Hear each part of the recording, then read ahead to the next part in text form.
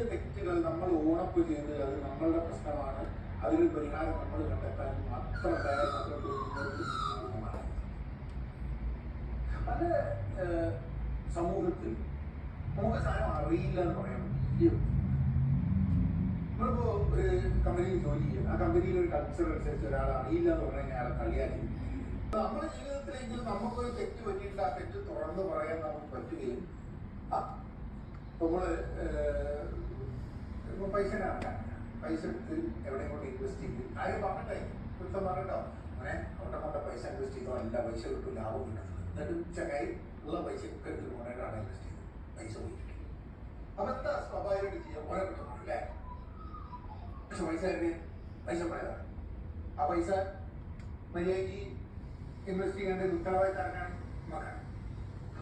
അങ്ങനെ ഓരോ ആൾക്കാർ പലതും പറയും, അത് അവിടെ കൊണ്ടെടുത്ത്